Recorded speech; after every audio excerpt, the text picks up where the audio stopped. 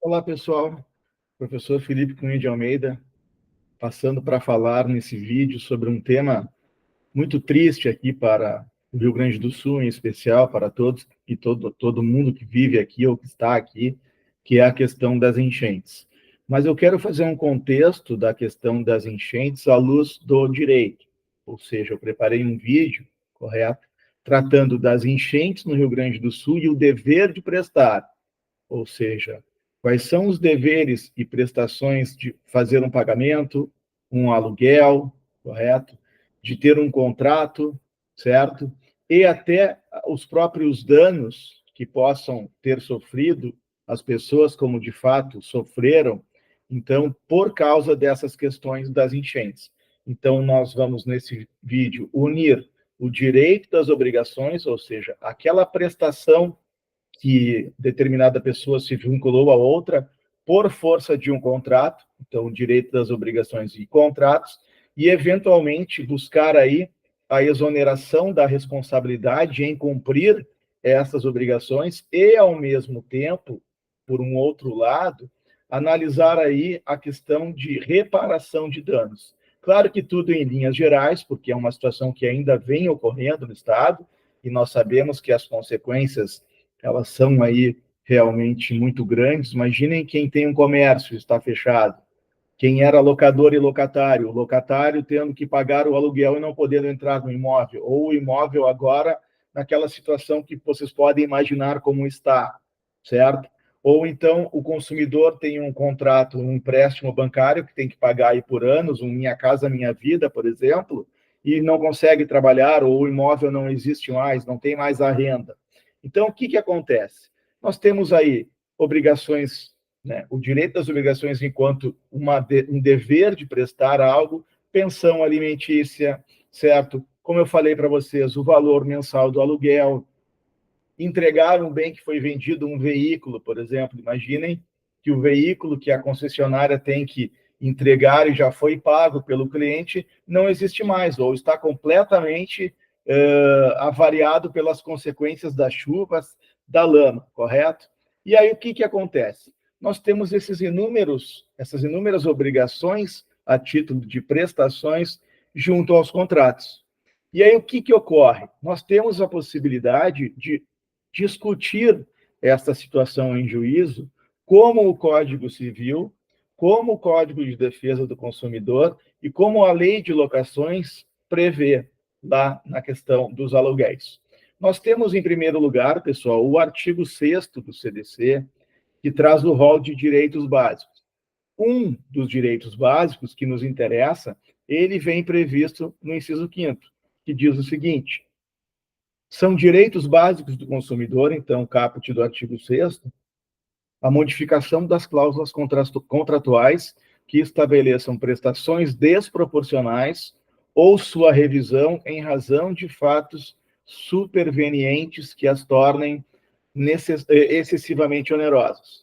Indo para o Código Civil, nós temos aí a previsão do artigo 478, que diz o seguinte: nos contratos de execução continuada ou diferida, se a prestação de uma das partes se tornar excessivamente onerosa, com extrema vantagem para outra, em virtude de acontecimentos extraordinários e imprevisíveis, poderá o devedor pedir a resolução do contrato.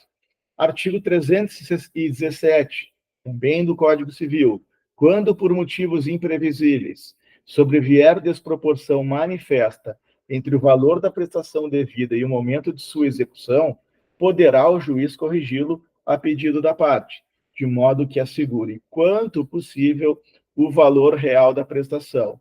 Nós temos ainda, por exemplo, como um outro exemplo, a Lei de Locações.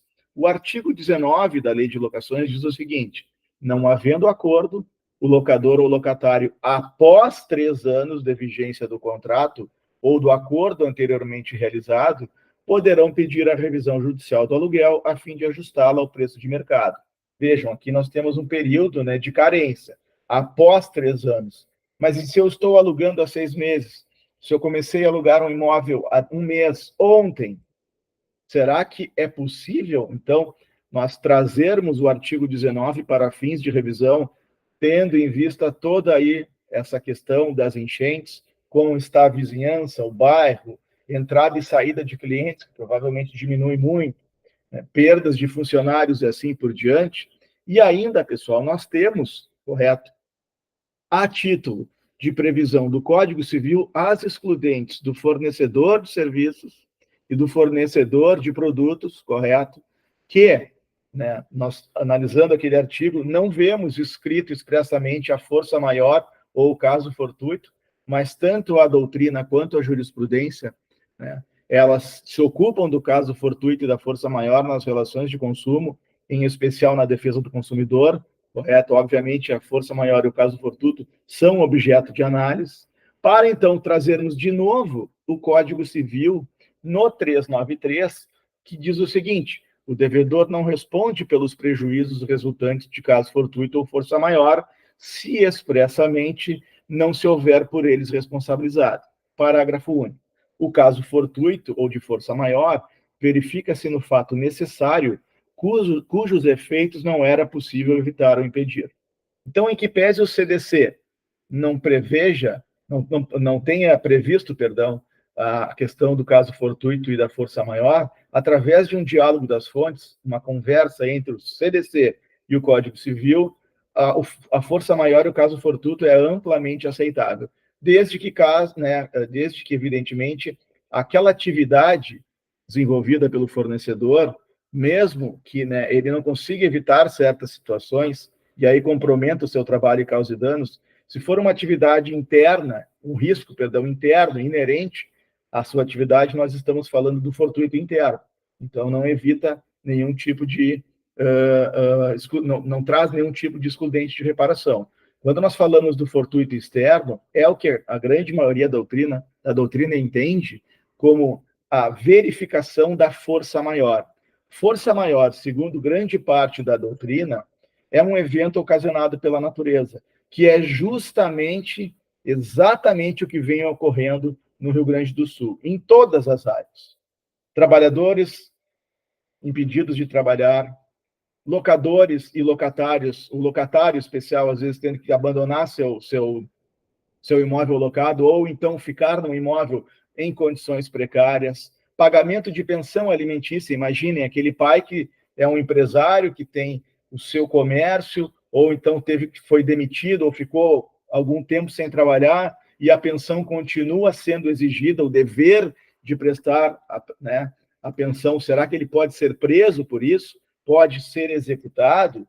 Porque quando nós falamos em contrato, e tudo isso que estamos tratando são formas de inadimplemento das prestações. Inadimplemento, por motivos de força maior e enchentes, muitas das prestações, das mais variadas, como nós estamos falando aqui, não conseguiram ou não estão conseguindo estar rigorosamente em dia. Poderia haver a mora, poderíamos cobrar ou fazer disparar uma cláusula penal moratória ou compensatória, certo?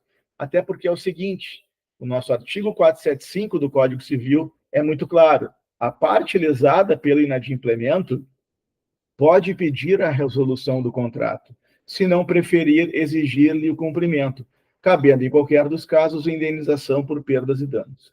Então, se nós estamos tratando de enchentes e de uma necessidade de uma tutela jurisdicional para buscar minimizar, reequilibrar ou equilibrar o que nunca foi equilibrado, seja no âmbito do direito civil, Código Civil, no âmbito das locações, por exemplo, ou no âmbito das relações de consumo, qual seria a finalidade de uma intervenção judicial? Buscar adaptar o contrato à prestação devida e exigida a esta nova realidade, pelo menos de forma momentânea. Sem falar, e já falando, nas questões de contratos envolvendo os seguros. Por exemplo, um estacionamento que é inundado, correto? É o carro do consumidor que está estacionado na via pública ou num outro local e ele é atingido por estas águas e danifica sensivelmente ou até perda total. Será que estas enchentes são motivos, ou seria uma causa, melhor dizendo, para fazer disparar aí o dever da seguradora, ou havendo uma cláusula expressa dizendo que enchentes não cobririam estes prejuízos? E aí o consumidor deverá arcar com o conserto, por exemplo. Ou a enchente que prevê o contrato X não é uma enchente desta natureza, desta magnitude, que atinge um estado inteiro da federação. Por exemplo, algumas cidades aqui atingidas duramente, como Porto Alegre, em especial a região norte, mas a questão de Guaíba, a questão de outras cidades ali que ficaram embaixo d'água, literalmente. Será que esta enchente prevista em tal apólice afastaria o dever de ser cumprido o contrato? Até o conceito de enchente, a sua causa, poderia ser verificada. Então, pessoal, este é, na verdade, a exposição que eu tinha para o momento, porque há muito a ser dito, há muito a ser trabalhado no âmbito da responsabilidade aí dos entes federais, da responsabilidade das empresas, por exemplo, né, que trabalham com seguro, muitas vezes a própria loja da seguradora que vende, né, que tem um espaço físico, também foi atingida. O dono daquele estabelecimento também pode ser, às vezes, considerado tanto vítima como seus funcionários, como seus clientes, consumidores. Então, vejam, embora o CDC tenha ali a facilitação da defesa dos interesses do consumidor, o que as cláusulas contratuais excluem? O que elas não excluem? Ou o que elas se comprometem? São deveres de uma das partes para com a outra. E quando esse dever é um dever sucessivo, geralmente mensal, né? Ou então, como no agronegócio, eu teria que entregar a safra por agora, no final do ano. Imaginem uma área dessas tomada pela água. Provavelmente esta safra não existe mais e não será entregue. Será que, em havendo uma multa pela não entrega, esta multa poderia ser exigida? Então, vejam, este é o caso clássico de força maior, de algo externo que vem da natureza e que impede o devedor de cumprir com a sua prestação. Agora, o problema é, se o devedor já estava em mora e vem a força maior pelo Código Civil, pelo artigo 399, o que acontece? Diz o seguinte: o devedor em mora responde pela impossibilidade da prestação, embora essa impossibilidade resulte de caso fortuito ou de força maior, ou se estes ocorreram durante o atraso. Então, são vários aspectos a se enquadrar o fato enchente em cada tipo de contrato, em cada consequência jurídica, e tentar fazer um esforço, pelo menos eu entendo assim, para que isto seja composto da melhor maneira possível. E aí, voltando, até podemos falar da responsabilidade do Estado, lato sensu. Os municípios, o Estado do Rio Grande do Sul e até a União, onde se encontrar e detectar a causa que cada um pode ter dado por uma omissão, por exemplo, ou por uma medida mal colocada em termos de planos de infraestrutura da cidade, de onde vem a verba, não veio, e assim por diante. Então, pessoal, são essas as palavras que eu gostaria de trazer para vocês. Agradeço aí mais uma vez a compreensão dos amigos e amigas, porque realmente é um tema muito caro, muito sensível e que vai despertar certamente aí por um bom tempo discussões judiciais, acadêmicas, certo? Em relação a estes prejuízos. Eu falo com vocês no próximo vídeo, me despeço e mais uma vez muito obrigado aí pela atenção de todo mundo.